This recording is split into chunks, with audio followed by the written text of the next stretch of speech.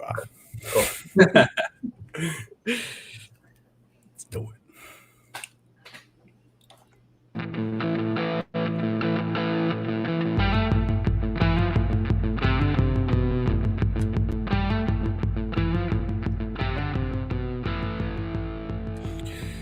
Yo, hey, everybody. I'm Chad Eckert, and that's Joe Idone. This is the Preferred Lines podcast. You can follow us on Twitter at Preferred Lines. Hey, everybody. You'll find us streaming. My bad. That's my bad. I forgot to mute the site. Every Monday night. Come on, you rookie.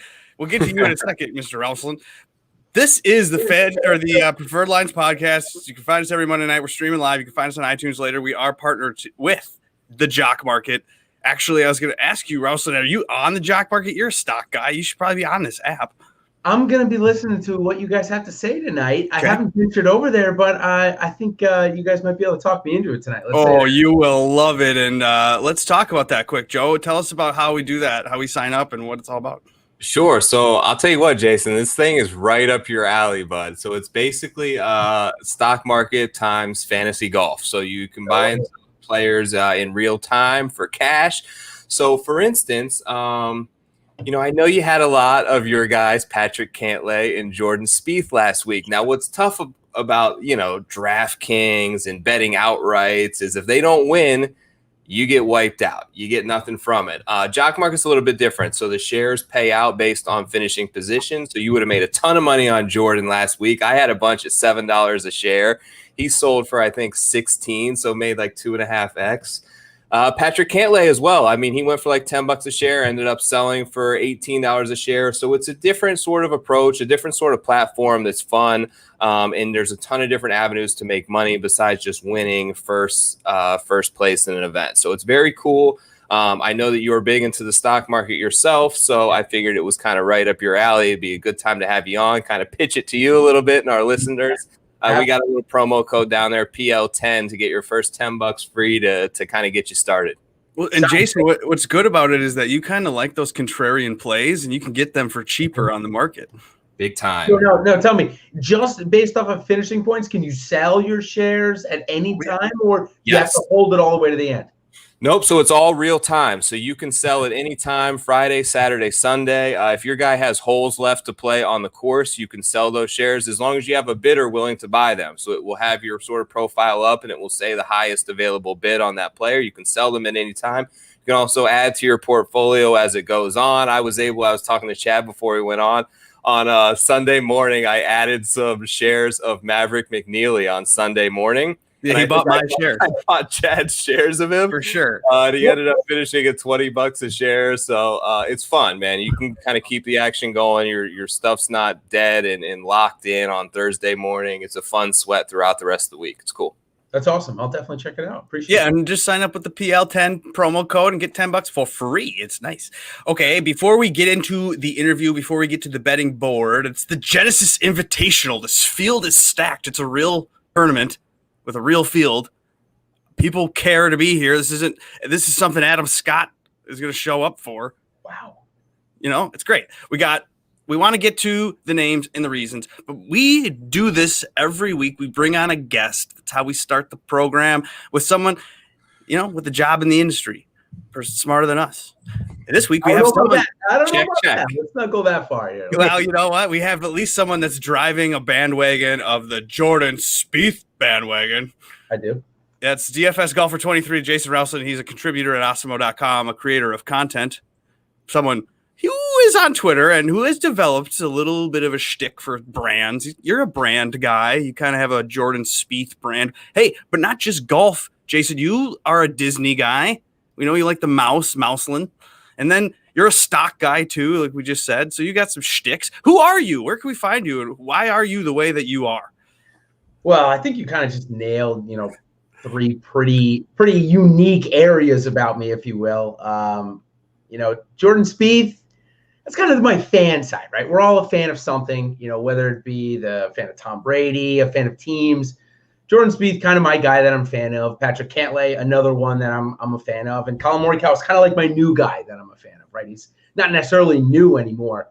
But really, and I told you this, Chad, from our interview from about a year ago, the Spieth love really blossomed because my wife really liked him. So I started to play him, and then I noticed people that play DFS as well started to hate him. So I'm like, well, wait a minute here. We've got my wife loves the guy. Everybody hates him, and I love his style of golf because he does have one thing, and I think everybody knows this, and that's probably why people hate him. He's got a skill that very few possess. He can hit 50-footers with ease rather than like at a tour average. No, this guy's like, what, 10x on a 50-footers. So I love that skill. I love, Tiger Woods for that. He's got a skill. I love Michael Jordan for that. You can see Jordan in the background of me. It's just they have something that nobody else does, and certainly Spieth for a while had it better than everybody in every category. So he was winning at rates that we knew weren't going to be sustainable. But I still think that he's going to obviously contend every April, no matter where he is, because he's that good at golf. Even as bad as he's been, he's still been able to compete. So that's the Spieth side. The Disney side, that's kind of the me side, right? I learned a brand, I've got my MBA, so I did a lot of studying, a lot of reading in that. And everybody needs a brand. So I just kind of incorporate all these mega brands into my own personal brand, if you will. And, there's the sensitive me side that loves the Disney movies, loves a good storytelling. That also can get me into a little bit of trouble with the trolls on Twitter. We won't bring that up. Yeah, it's kind of all part of it, though, right? It's kind of all part of it. And that's why I said you're a creator of content. You know what you're doing. Yeah, I mean, it's all part of it. And listen, you got some great questions at the end that kind of go into like, okay, there's the statistical side of it as well. But yeah, it's all part of it, right? If you're not a brand and not putting out something that people want to listen to, then they won't, right? Well, listen, Jason, speaking of storytelling and telling a good story, give us a little glimpse into your story of last week at Pebble Beach, your Spieth Cantlay sweat down Sunday. Give us a little glimpse behind the curtains and what was going on at your household Sunday afternoon.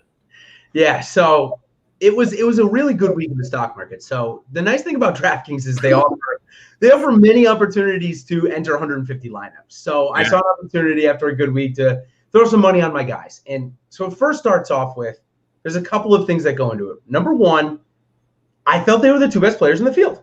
I don't think that very often. Spieth hasn't been good, but he showed signs at Waste Management that were unavoidable in my eyes. Watching this guy literally hit every golf shot for the last 5 years because he's always on TV. I knew something was changed. So I was comfortable going into him. Cantlay, obviously best player in the field.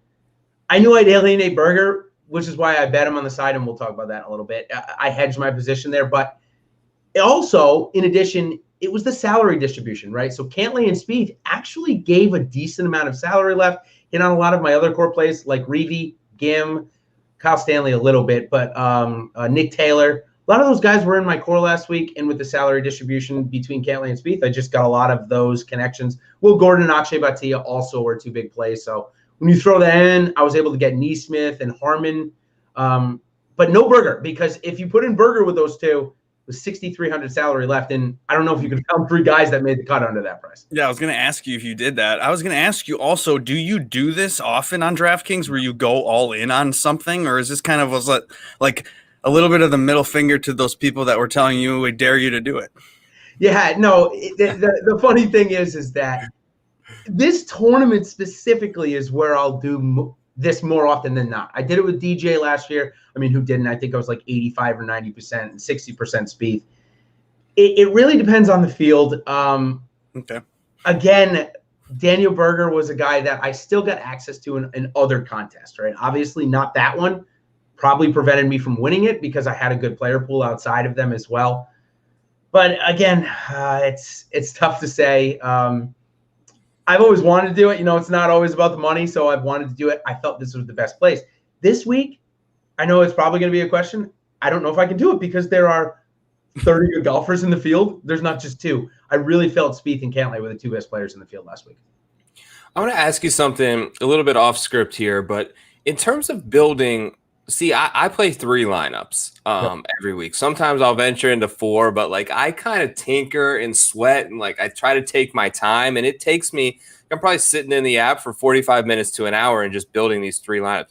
How do you go about building 150 max lineups? Are you just picking Spieth and Cantlay, and then running sort of a spreadsheet on all your available combinations with them, and then talk to the people about how you go about mass entering a contest like that. Yeah. So and promote Osmo, obviously, right?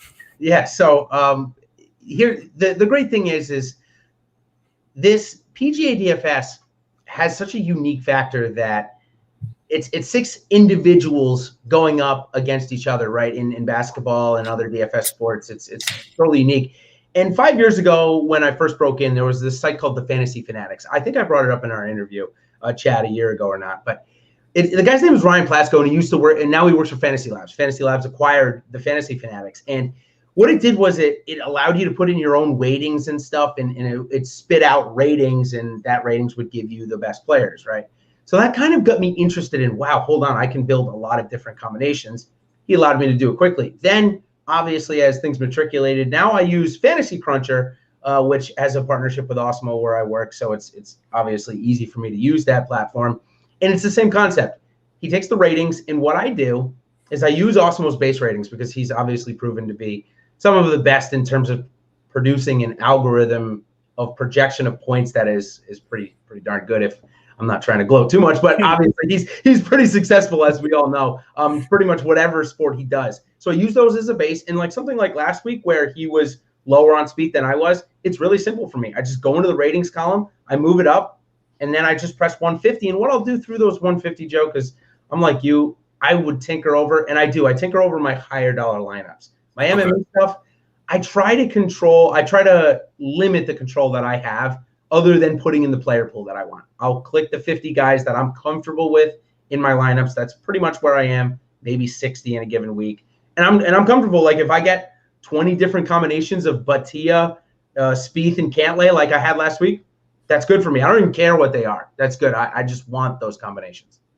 So are you mainly only playing on DraftKings? I mean, can you get enough action on FanDuel? I don't have a FanDuel account. I'm not interested in having one. No. But tell us what the benefit is having a FanDuel and DraftKings, the difference. Yeah, I think salary cap is the biggest difference. On FanDuel, if you hit your low priced guys, like your Gordons, your Batias, those guys, when they actually play well, you can open up and you can roster a lot more studs. So if you can hit your studs, if you're really good at hitting your high-priced guys every week, and you can match it up with the low price, there's enough to win. And I mean, $25K to first for a $7 buy-in, $5 buy-in, that's a pretty good chunk of change to me. I mean, it gets me into the other contest, Dude, this guy is tilting your Mickey Mouse tilted picture. Oh, sorry. Jeez. I didn't even know. I actually. There we go. All right, there you go. That real owl. He's in here a lot.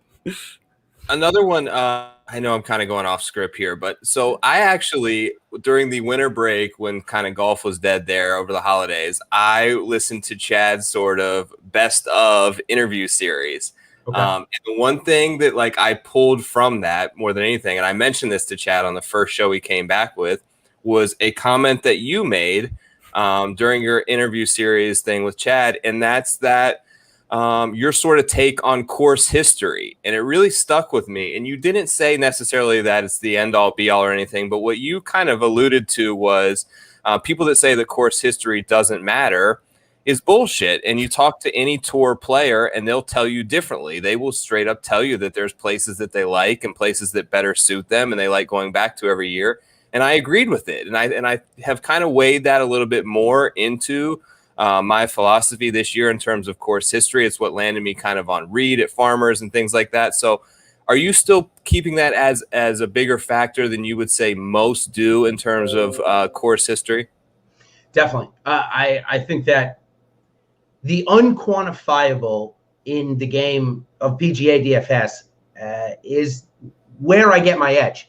Now, the unquantifiable doesn't work every week, right? Sometimes the course history, like Charles Howell never missing a cut at Farmers. He finally missed one, right? It doesn't always work, but because the masses don't believe in it, there's an edge there. So I know Kevin Streelman was a popular play last week. There was no edge to be had there, right? But there certainly were other ones. Maverick McNeely lives on the freaking golf course or lived on the golf course. I mean, I know when I lived at my golf course, when I lived in Rhode Island, I became the club champion, and I'm not that good. Like I was a 1.6, but I lived on the course. I knew every break. I played it every single day. There's something to that. And I know that it's, again, unquantifiable, and that's what I believe makes it hard for people to wrap their heads around. Well, so then you use stats? Because, I mean, obviously you use stats. If you're an Asimo.com guy, you've got a model, I'm sure it spits out names. This strokes gained stuff this week was a big topic. Oof, man. Do you have any opinions on strokes gained statistics? Are you using them in your weekly process? Do you trust them? So for me, the weekly process that I have, the content that I create at Awesemo goes into the weekly process. So I always start Saturday or Sunday looking at base stuff, the field, the course. And because I've been doing this for, I think, 5 years, I look like 4 or 5 years I'm going on now. I know most of the courses by now. I'm going to be honest, like Riviera, I know every hole. Pebble, obviously. I mean, who doesn't? Plus, I play all the video games, too. I've been playing, Tiger Woods PGA since 2000. A lot of these courses are on there. But that's my base stuff. And then the data stuff, I wait until Monday evening, because you guys know there's so many field changes every week. I wait to look at the data until Monday. That's when I'll do all my data gathering. Again, my content goes coinciding with this. So I'm doing research as I'm writing my content, because when I write it, I'm trying to frame to people what I'm going to do, because I'm not trying to steer people away. I'm trying to steer people to what I'm doing. If you lose, you're going to lose with me. If I win, hopefully you're going to win with me. I mean, that's kind of the whole goal in this. At least that's how I've always thought it. Maybe I've given up an edge. People always ask me, do you think you're giving an edge giving your plays away? I don't think so, because are you going to have 150 Spieth Cantlays? I doubt it. Yeah. All right. So So to go to strokes gained, I apologize. To go to strokes gained, I think it's important. I use it more as a confirmation basis. Do I make my own model? No. I use Awesemo's ratings that he uses in his model and use strokes gains as a confirmation basis. So let's kind of shift gears this week to Genesis. You mentioned, obviously, you hit Berger last week as kind of an outright play. Top of the board this week. Anything stick out to you? I mean, obviously, we got a lot of big names, but there seems to be one really big name way up there at the top in kind of his own stratosphere. What are your thoughts up there? 5.5 to 1 to win any golf tournament is a little stretch. Last week at 4 to 1, I thought it wouldn't maybe that bad. 5.5 to 1 though, with every other good player in the world except for Simpson and Hatton, which not on this golf course would they even compete. Probably, no offense to them. Maybe they would. I don't know, but they're not here for a reason. 8 of the top 10 though, I don't think he should be 5.5 to 1. I think there's plenty of value in literally any other name. If Schauffele, DeChambeau, pretty much above Koepka, and you can even throw in Koepka decent value. I don't think he's terrible. Anybody above him and below DJ, I think you're looking pretty good this week. So you do a lot of DraftKings. We kind of know you as a DraftKings daily fantasy player more than a bettor, for example, for sure. Whatever reason. Do you have a card each week? Do you develop a betting card? Do you do top 10s at all? Do you play head-to-heads? How are you betting on golf? So access is very important here in Florida. Obviously, that's where I reside. I can't go on DraftKings where, a lot of my money is held. Now, granted, do I still have the access to be able to bet? Yeah, I mean, of course, there's plenty of ways we can. It's not super efficient, obviously. It's getting better. Someday it'll be actually legal where I'll be able to do more of this. But no, it's a very small card because it's a little easier for me to manage with the stuff we have to. It's more used as a hedge. For last week, when I have 150 Cantlay Spieth and the only other good players are, say, Berger and Casey, I'll bet them and cover my, try to cover my entry fees or at least a percentage of it. And then I'll try and hit on the young kids. I love betting on the young kids before the books adjust to maybe what their actual long-term value is.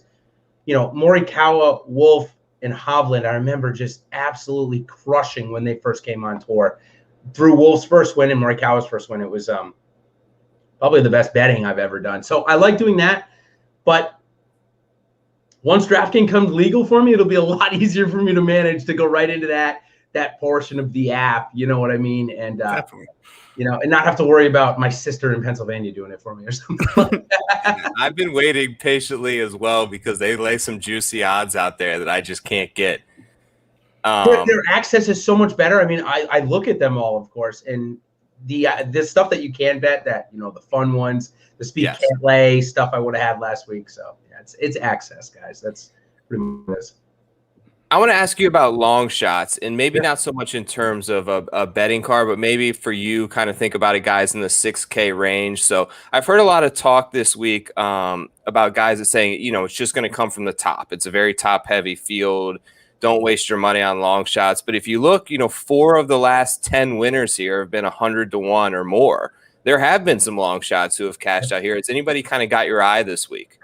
Yeah, so I think that this moving up to an invitational status will probably, if I had to say, will probably mitigate those long shot winners over the time. But even so, like last year, we had Sung Kang come in second place, right? Actually, his second time he's done that. I think that there's value still in the top 5 and top 10s, even maybe more so because the field is so strong, right? We know we're still going to get, some random winners or random good players, right? Well, I think those odds are juiced up. Like this week, I think I saw Sung Kang at 500-1. Well, I don't think he's going to win, but when you go throughout the board, it doesn't look half bad. So in a situation like this, I definitely like to look at those long shot odds. And in terms of DK, if you want to roster 2 or 3 of those studs, you're going to have to fall in love with some of those guys this week. Yep. Let's talk about your, I don't know, what are you, you're on the board of directors. You're the president of these. I got a good one for this. This is good. I've got this for you. Yeah. Jordan Spieth, you're the head of that fan club for sure. You have been for years, taking a lot of SHIT the last few, but you're there. You're on Cantlay as well. You've been on that. I've seen you. You had your arm around him before we even barely recognized him. He looks so young.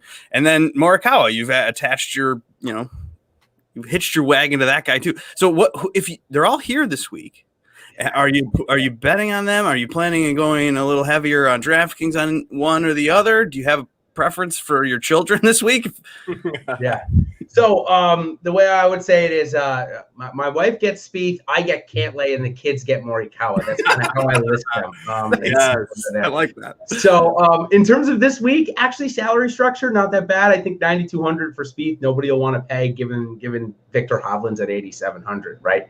Sure. If we're talking specific to DraftKings, of course. In terms of betting, Cantlay, it needs to miss a cut to win, right? Isn't that how it goes now on the PGA? Oh, yeah, I guess that is the new pattern. That's the new trends, if you will.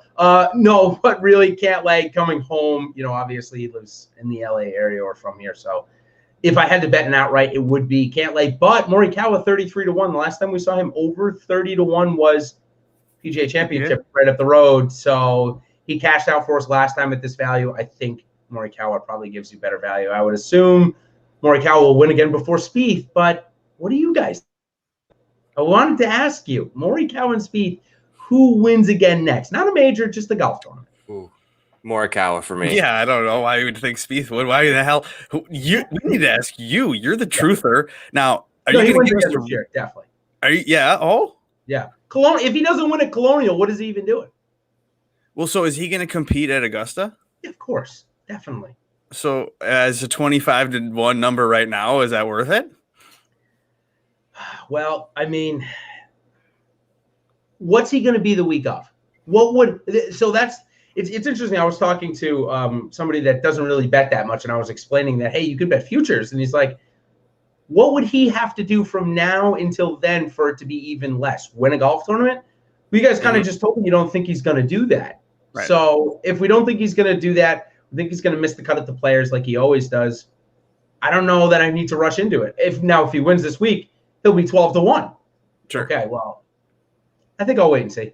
Yeah, me too. I think I'm waiting to see him. So you kind of gave us a little bit of a runaround there in terms of your 3 children. I'm going to put you on the spot. Preferred play of the week. You got to pick one of them. Who wins? Who wins? Yeah, who wins this week? Cantlay. Yeah, Cantlay. Okay. Yeah. Who am I rostering on? DraftKings might be a different question because people have not wanted to play Morikawa lately. So I'm interested there. I'll see if that continues. You could go 100% Kawa Cantlay. You could probably go 100% Kawa Cantlay Spieth. 6,800 left, something like that. Yeah, that's a little bit. We'll see how the trading week goes. I'll give you an update on that on Wednesday.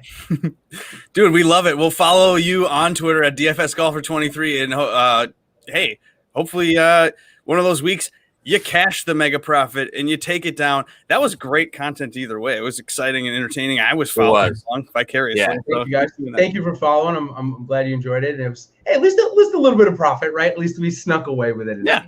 Oh my God, the entertainment value. Oh, king. Well, guys, thanks so much for having me on. I think we pretty much covered the outline. Thanks for the outline. Jeez, yeah, dude. Hey, yeah, we're a real program here. We're a structured. But you do content, you do shows. Tell us where the next time you're going to be on the internet and talking names. Yeah, YouTube. Just go to the YouTube channel at Osmo's YouTube channel. Osmo's YouTube channel. You can find pretty much all my stuff there. I produce one piece of written content. So if you're a written guy, go ahead to osmo.com/PGA. You can find me there. And of course, podcast. We've got everything that I do in podcast format as well. So you drive for work or just like to listen and don't want to look at my ugly face, I totally understand. Check out the podcast format.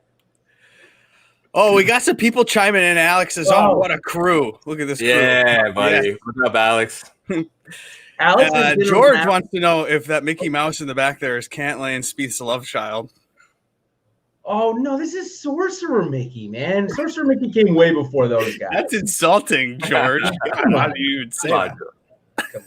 I actually meant to change up my comics though in the background. I was supposed to keep it more new. So I was supposed to have WandaVision up there, but sure. Well, you're in work in progress. Whatever. We'll have you back. We'll have you back on at the end of the sometime when you get your background updated, and we'll bring you back on.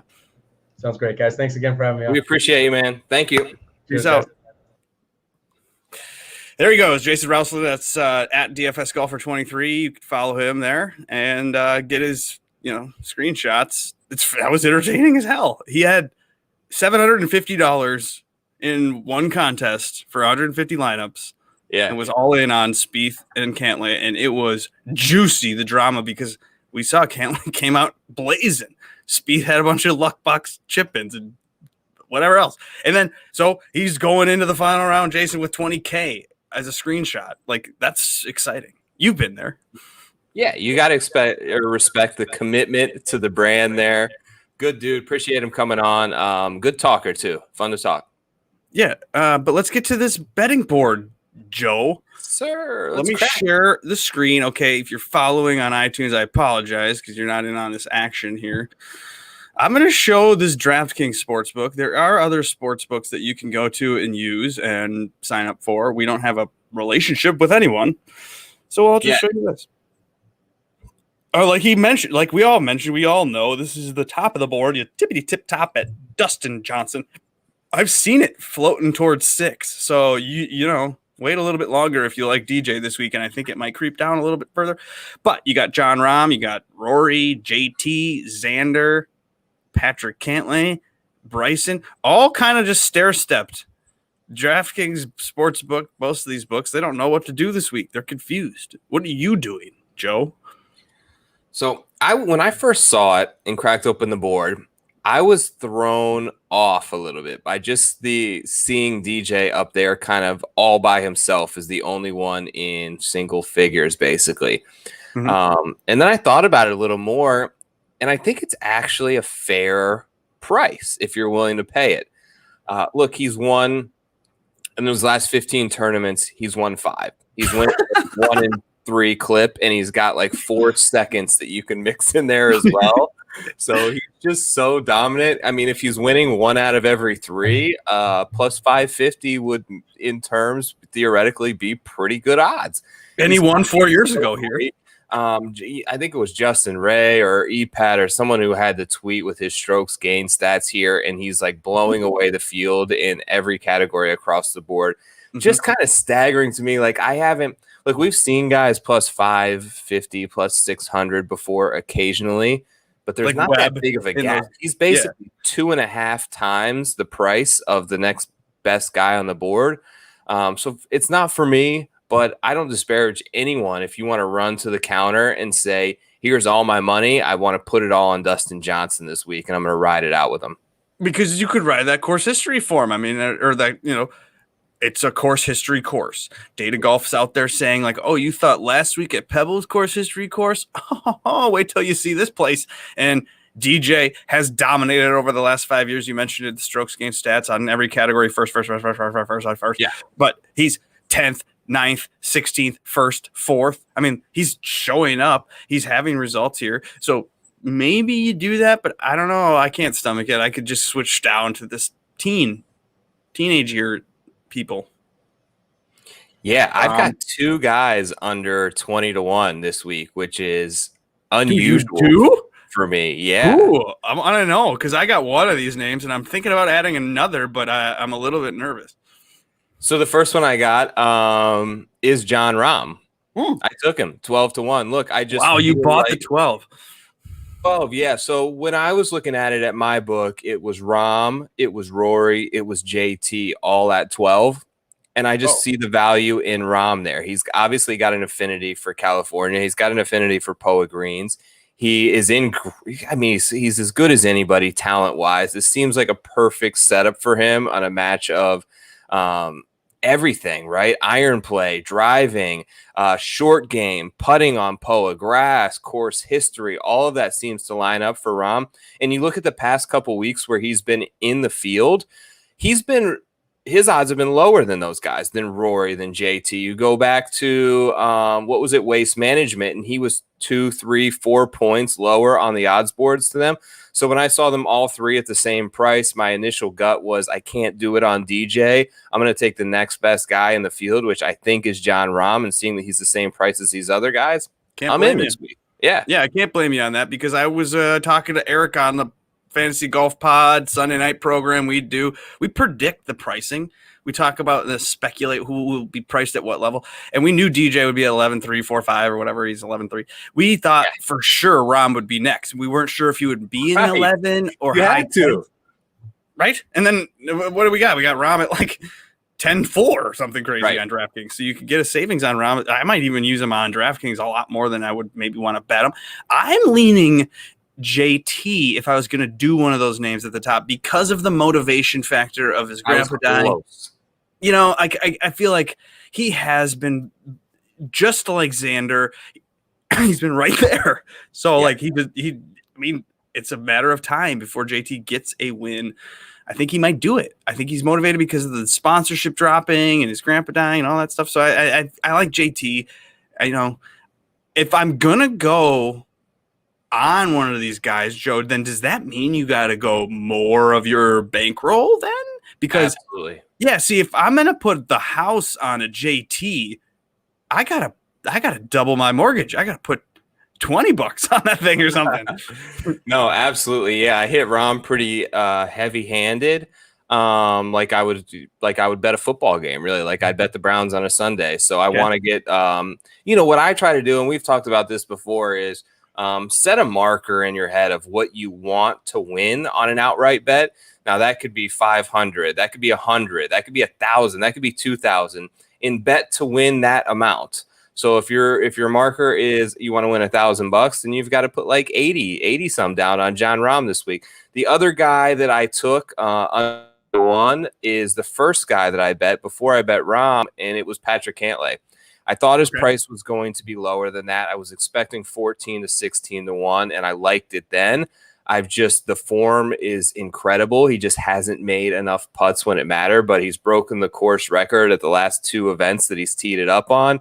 Obviously has a great track record here out in California, and he said some things in the past that struck me when talking about the Riv, and it's that it's the type of course that just forces you to be patient and hit the smartest golf shot over and over and over and over again. And the problem with most of these guys is they can do that for 3 or 4 holes, but they eventually break, and that's when this course gets him, and that's when he double bogeys. But Cantlay is so laser focused, and he has the ability to mentally tune everything else out seemingly. Can kind of frustrate his opponents, and he's just been playing so well. I feel like he's right there. I feel like this is a great place. I love his short game, just like I love Rahm's in sort of scrambling around this course because par is going to be good on a lot of holes. So I usually don't reach under this range, but I'm taking two guys, and like you said, I'm going to have to adjust the rest of the card because of that and lay a little lighter through the mid-range. Okay, let's go there. Let's ask you then if you are going to lay any lumber on Tony Finau at 22. No. So you just have JT, right? Is that right? Under 20-1? You know, I do at the current moment, and I'm considering the Bryson bet. I was going to ask you. I just had a feeling you were going to be like Bryson this week for some reason. Well, I mean, there's not a lot to not like about Bryson. I have been trying to do the thing where you catch a guy after a week or two of playing instead of trying to get on a guy that I don't know where the hell Bryson's been. I mean, it may not matter ultimately. He may be rested, and that could help. I don't know. But I feel like having seen a guy versus not seeing a guy, like I'd rather do that. And I've seen Xander, I've seen JT, and I've seen Cantlay, and we've seen them do things. So then to bet on Bryson, it makes me hesitate. But the number is just better for Bryson than it is these other guys at 12. Yeah. So I can't argue the number there. You maybe bet the number over anything like we did last week with Berger when you saw the DJ dropped out. But whatever. So, but no, Tony Finau, no thanks. But we did just win money on Brooks when he was like 45-1, but now we got 25-1 in this field. And I'm not sure his motivations. Do you have any Brooks bets? No, I didn't bet Brooks. And honestly, 25-1 is probably the best value on that board. It's a mistake of a number. He can easily go in and win this tournament. He's playing well. He's got renewed confidence. He plays California well. He was second at Pebble. He was right up there at Harding Park until the end. He just won over there down there in Arizona at Waste Management. He plays good on Poa grass greens. It's an approach and a ball striker's paradise out there. I think it's a really good number. I usually get like a feeling about Brooks, and I have a pretty good sense of when is a good time to bet him. I've been pretty fortunate in that over the last couple of years. I'm just not feeling it this week, but I can't fault anyone for running to that. I mean, how he could be higher on the odds boards than Tony Finau to me is crazy. And Bryson even that's a great number too if you want to bet. Okay, so let's go back, like you said, in terms of a lot of times they talk in football about don't bet the team, bet the number, right? They say that in NFL all the time. You don't bet the Seahawks, you're betting the Seahawks because they're plus 6.5. It's the same thing with Bryson. Go back 3 months ago to the Masters, and right before then, and he was the favorite in every field he teed it up. I mean, he was right there with DJ and John Rahm, and all of a sudden you're catching almost 1.5 times the odds of Dustin Johnson 3 short months later. I see a ton of value on him. I just went a different direction, but there's a lot of guys this week with a really strong field and a lot of things to like, obviously, at the top of the board. The names continue, Joe, into the 30s. Yeah. You got Berger, who just won. You got Morikawa's there. You got Hovland. I like those guys. And that's where you can actually pick up some juice on the book, and you can actually make a little bit of money off your $5. So do you do that, though? I've been told that you're supposed to be like an elite top 20 player in the world. These people are, though. Collin Morikawa is 5th in the world. What the fuck? Maybe you just do right there. Yeah. What are we doing? I've got Morikawa on the card. Maybe he's right there. Everybody Berger, does. It feels like. Hovland, Morikawa, Adam Scott. These guys bring their A to A+ games, and they can win any tournament. So they are right there. You have heard a lot of people allude to the fact that with an elite field like this, just stick. Uh-oh. Stick to what? Joe. The board. Oh. You there? No, I lost you for a second. Okay, cool. So what I was saying is we've seen some long shots here, and people at longer odds have success. We've seen James Hahn. We've seen this guy Merrick. We've seen JB Holmes. We've seen these guys at huge numbers come through here, but I do still think that these guys belong in that elite class, and should they bring their A game, they're going to be right there. So then did you pull the trigger on a Berger, Morikawa, or Hovland bet? Haven't. Considering Morikawa heavily, a lot after what Jason said, and I think I've seen some other people on him as well. Seems like a smart number, but just haven't bet it yet. I'm kind of taking my time because I went so heavy-handed on the 2 guys at the top, and I've got a couple down a little lower as well. So I really want to take my time and make this decision wisely on who I add in this range. What about you, Chad? Well, obviously Morikawa is definitely the real deal. So I would put him on my card. If I was going to just bet one guy this week and I wanted to, have some return on it, of course, take Morikawa. You get a 33 on that. That's great. So do that. Do I fade a guy off of a win? I typically do. So I'm not going to use Daniel Berger. I'm not someone that's like thinking he's going to be bad because it's 4 days ago. He just was great. So like, that's not it. It's the letdown. It's the like candle only can burn for so long on a guy. And then you need a new candle. The wax is run out. So is this going to be this first time out? Could he burn hot? Yeah, sure. Possibly. But we barely ever see that. Only the Brendan Todd, the like true elites do that. Yeah, here's the thing. I was so impressed with Dan Berger on Sunday. Like he was hitting seemingly every fairway with ease, was unaffected by pressure, hit clutch shots, had a couple of lip outs where he could have went even lower, and he was in full domination mode. Like I've never seen him in form like that. That said, your point is valid. Coming off a win, is there a little bit of natural letdown? Maybe you don't make 2 eagles in a round for once. And, the other thing is there's a couple missed cuts here recently. Hasn't played well in the past here at this course. So those things kind of combined left me off Berger this week. But I really like the way he's playing. I'm going to continue to look for him, particularly through this upcoming Florida swing down my way, because we know he's straight vibing up there in Jupiter. Yeah, that's awesome. The boat video, it's like even better than Bryson. It's a real hype video versus like Bryson's is a fake hype video.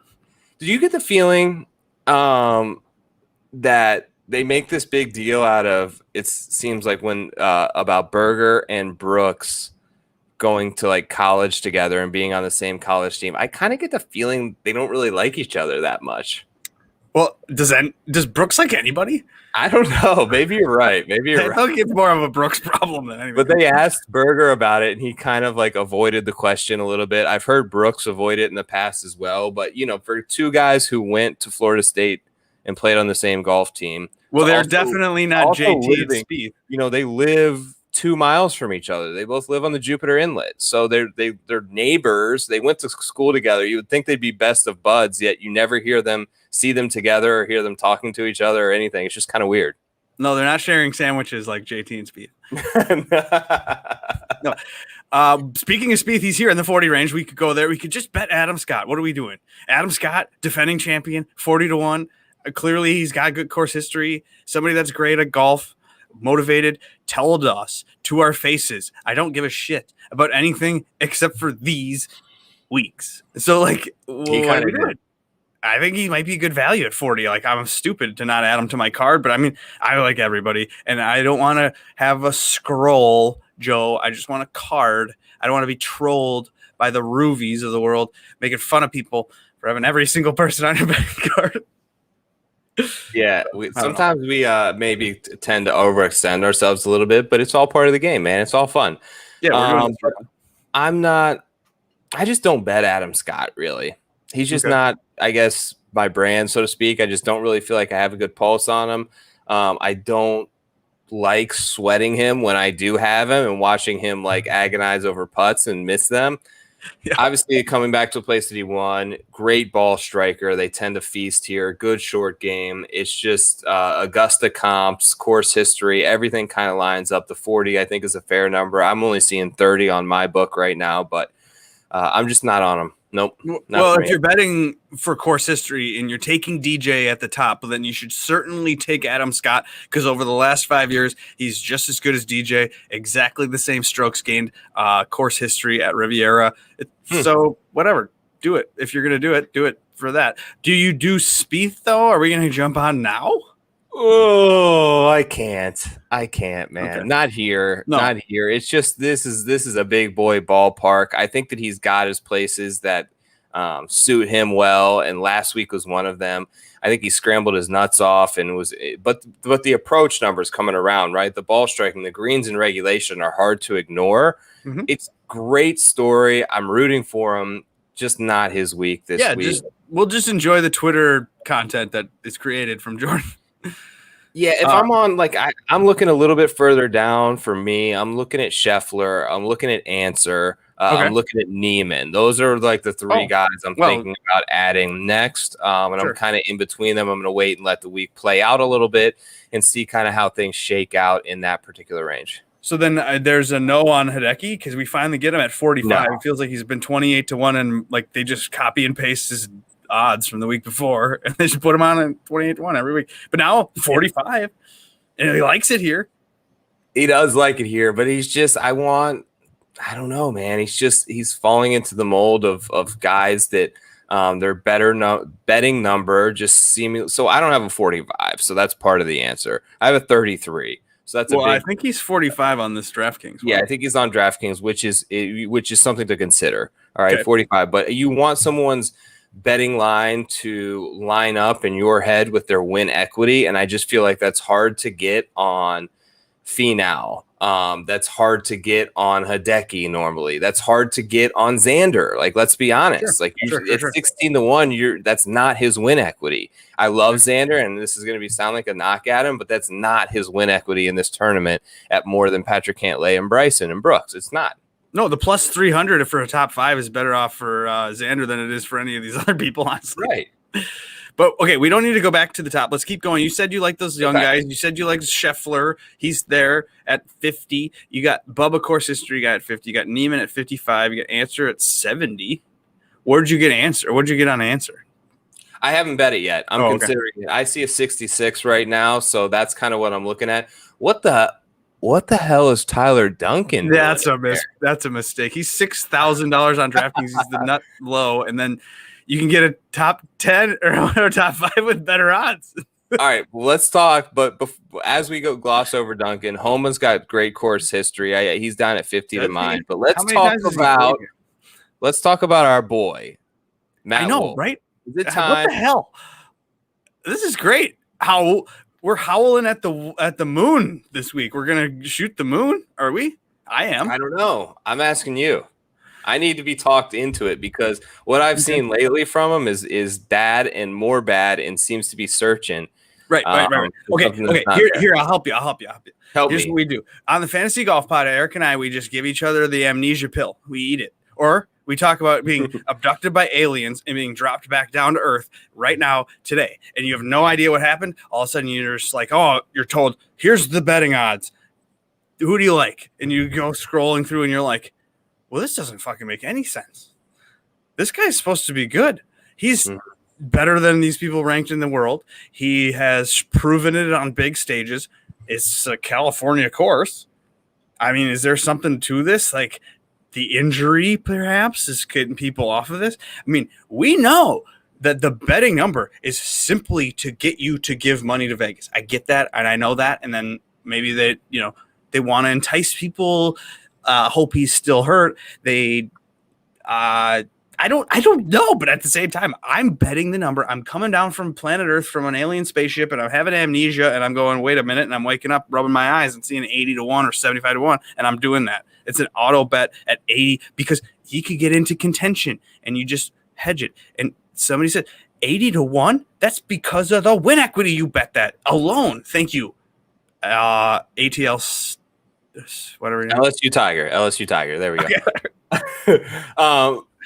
You're right.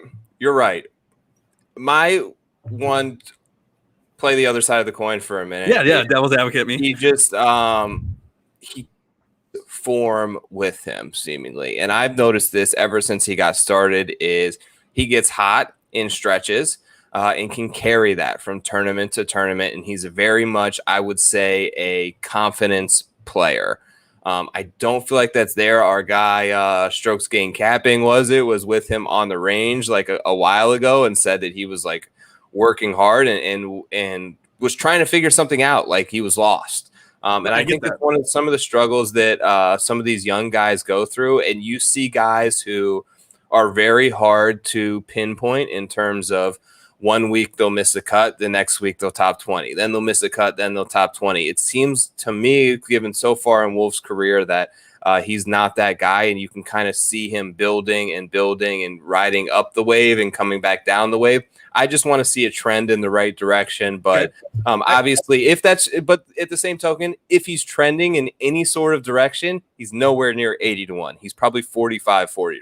Exactly. So you could say that. So you're the 80 is like, what's going on here? Maybe we just do that to do that. But at the same time, this is the beginning of the season, Joe. I could give him I could give you that argument. I could take that argument and I could ignore him at 80-1 if it was July and like nothing has been going on where he's Ricky Fowler and you're like, why, 80-1 is appropriate. And they've been not doing this for a while, and now they're doing this all of a sudden. It's the other way around. We haven't seen him. He came out of the break. He was still kind of hoping for having a little bit of rest. Wolff was, Mr. College kid 2 years ago. He's used to chilling, and he was pissed. He's like, great, the season's starting again. And I saw it in the press conferences. He was a little negative, and then so this is like, hey, crap, I didn't do well. Maybe I'm a little motivated again. And I can do anything I want because I'm 22 years old and I can show up to the Riviera Country Club realizing, holy shit, I only have so many times in my life that I'm going to play the Riviera Country Club. I've, on my Wikipedia page. So therefore, this is it. I got to ramp up. I got to get good again. And what? We don't know anything about these people. We don't know shit. So to just bet 80-1 on Wolff, that's you just have to do, and you have to close your eyes. And what did I tweeted out the Biden gif. It's like, it's not going to be easy. That was funny. But you got to do it. Yeah, that was a good gif. I forget what you said. That was good, though. Anyways, I haven't done it yet, but I think you talked me into it. Cool. Let's do it. But we don't expect it. We just know that if it's in contention, then we can hedge it or whatever we want to do. And if Bryson is somebody that we're considering, we know we should consider Wolff, and especially at 80. And you can go down. You can get more names. Do you have any other flavors in this range? Yeah, I got Cam Davis. Okay, that's your guy. You're waiting for a win. Guy. I'm sort of waiting for that win. I'm stuck on 110 it. Or no. So good, tee to green, man. Even when he seemingly, like last week, it felt like one of those weeks after the opening round. I think he was 2 or 3 over where, okay, like this is the week he's going to miss a cut and, kind of come back down to earth and needs to regroup a little bit. No, the guy ended up finishing like T14. He just battles. He's just a really good player. I love the way stuff lines up here on the West Coast. Like I've talked about a number of times for these Australian guys, I was between him and Cam Smith. Cam Davis just coming in much better recent form. Confidence is there. Poa putting is there.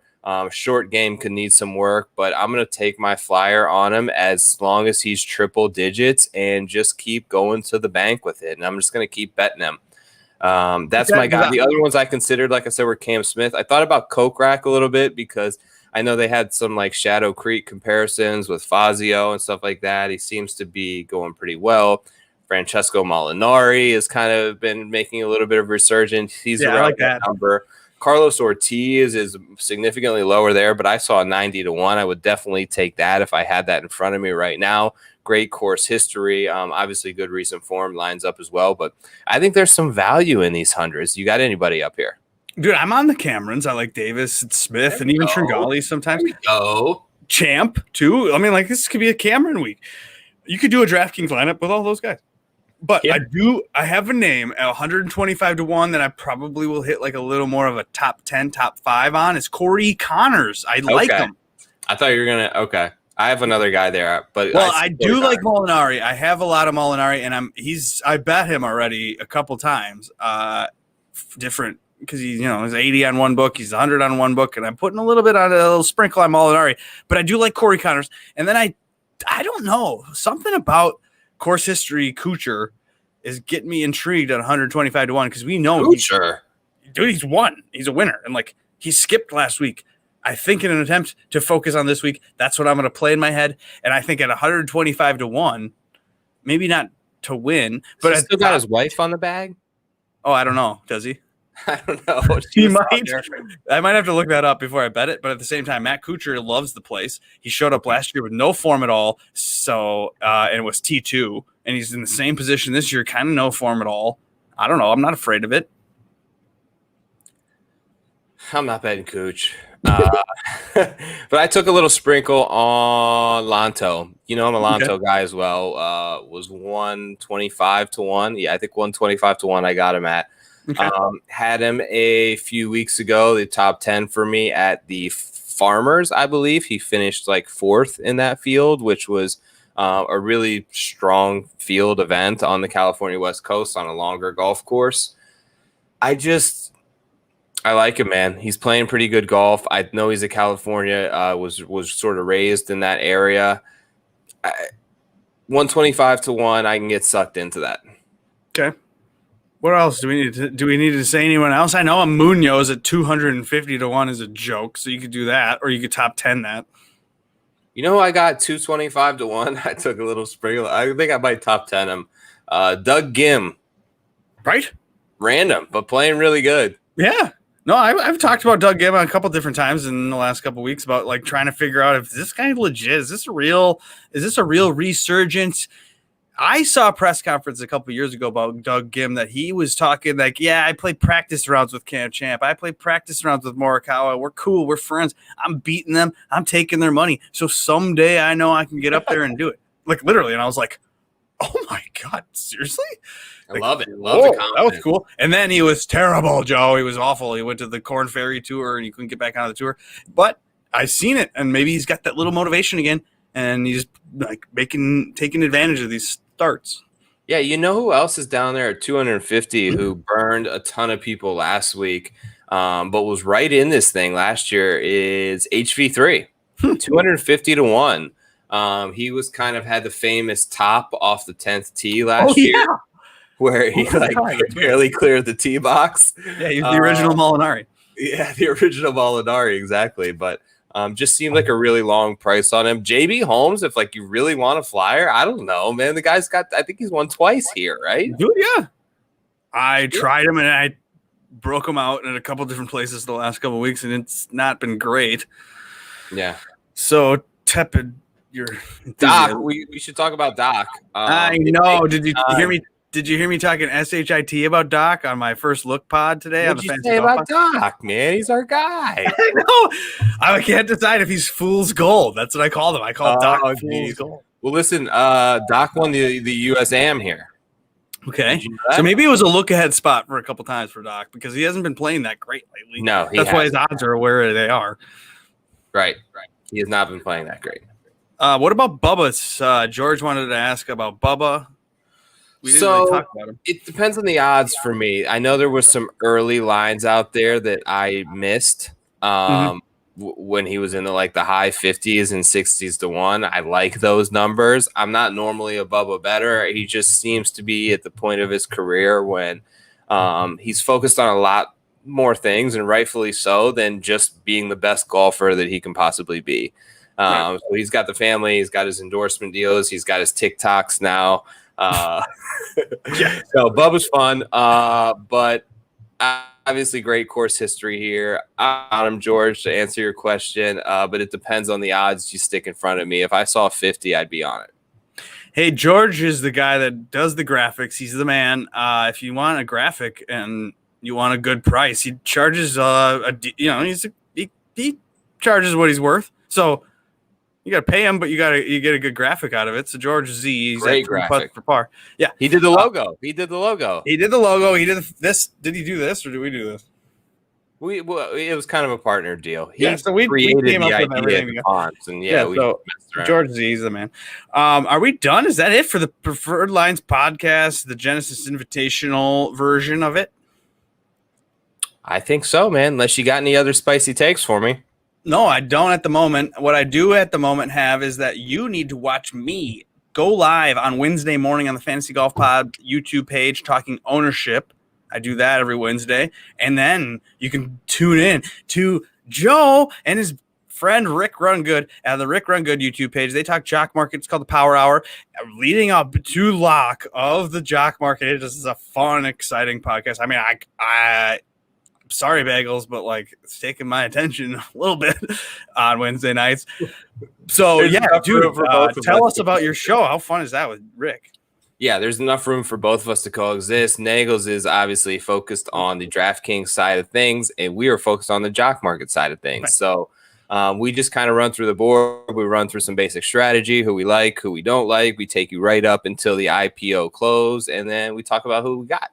who we missed. It's a good time, 8:15, Rick Run Goods YouTube channel. Every week we are there. You can use the promo code PL10 that you see below. Look at this. Whoa, fancy. Our guys sent me a hat over there. So how cool is Dave? The Jock Market. What's that? I was going to ask you, like Dave, the dude that runs Jock Market. They're nice people. They're great people. They are awesome people, man, and they are very open to feedback. They have a great product, and I think people are seeing that, and their numbers have been through the roof. They just launched this thing after the sort of pandemic break, so things are going quickly, and we're happy to be along for the ride with them and happy that they support this show. Yep, they support us. Support them. Go sign up over there. Use the PL10 code and get $10 for free. Join Joe and Rick breaking it down, talking all the pricing tomorrow night, and then like and subscribe, rate and review, all of that stuff. Yes. Hey, we're doing this somewhat out of the goodness of our hearts. I mean, we're not paid a lot of money to be here to prepare the content, to talk to you tonight. So do the liking, do the subscribing, do some rating. Yeah, do the liking, do the subscribing, leave a comment. We've noticed you guys have been kind of weak on the comments lately, but yeah, exactly. Comments, we don't care what you say, and don't be embarrassed by commenting. It helps the YouTube algorithms. Yes, it helps. We want those spiders to find other. Someone's commenting on this. I must show them. Comment. We make just enough to be able to buy this program we are able to stream the show on. Exactly. So that's how you can help us out, support it. We got a little merch store. If you guys want something, hit me up. But good stuff. I appreciate you, man. Another good week. Good luck, buddy. Thank you. Peace.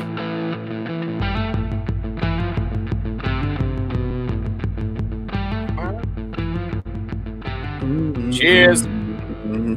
Cheers, Joe. Good luck, man. Later, bud. See you on Wednesday.